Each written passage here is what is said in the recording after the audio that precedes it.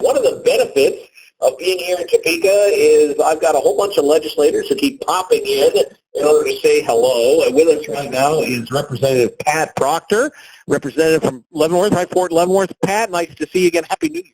Thank you, and thanks for having me back again, John. You're chairman of elections, right? House Elections Committee. I served on elections when I was a freshman. One of the things, and people think, it's a boring committee, but it really isn't. You guys deal with a lot of important stuff. One of the reasons we no longer have the spring elections, we moved them to the fall. We did that when I was a freshman.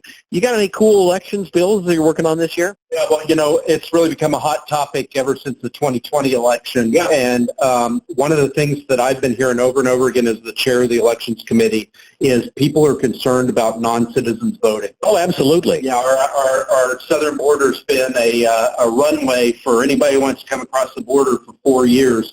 And we've got a lot of folks in our country, we have no idea who's here.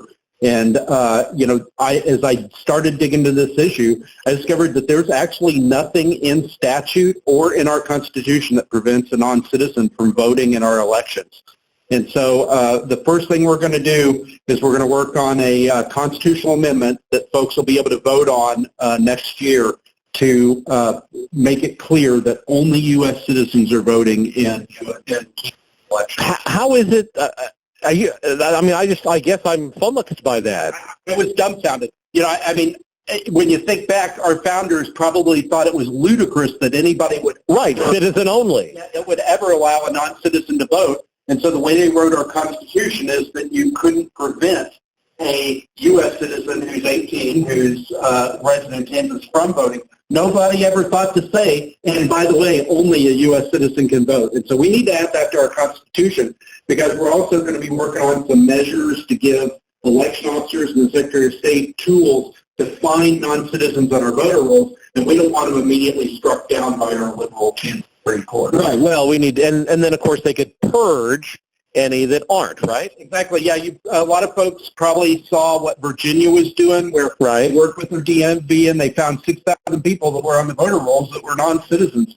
We don't have any formal mechanism like that. And so anybody who tells you that non-citizens aren't voting in Kansas is lying to you, because the truth is we have no idea if they are, because we're not really looking. And so in addition to the constitutional amendment, we're also going to be working on some mechanisms to help find these folks and purge them from our voter rolls. We're talking with Representative Pat Penn, who chairs, Proctor, excuse me, two Pats, two representatives, Representative Pat Proctor from Fort Leavenworth. Let me ask you, Pat, you chair the Elections Committee.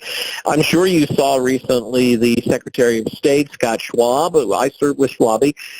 He announced that he's running for governor. In his announcement, he said that he felt that elections were secure in Kansas. By and large, I would agree with it. Do you agree with him? Do you think the elections are secure in Kansas? When I'm not in the legislature, I actually teach in your neck of the woods at Wichita State in the Homeland Security program. And one of the first principles of Homeland Security is you don't wait until a vulnerability has been exploited. Good point. Yes.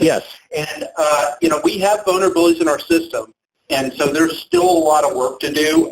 This 3-day grace period where we just keep taking ballots. Yeah, no, I agree. Yeah, Election Day should be on Election Day, and then you're done. If it doesn't come in by close of balloting, then you're done. They don't count. Again, and, Secretary of State Scott Schwab, he found that in the primary election, 2% of our mail-in ballots don't get counted because they don't have a postmark because they came in after the 3-day grace period. If we do away with the grace period, you don't have to have a postmark. And so that's one thing we got to take a look at. We got to take a look at drop boxes, and I agree, perpetual issue. And so there's just because it hasn't been exploited yet, you don't wait until the bomb goes off before you fix the vulnerability to allow it to get on the plane.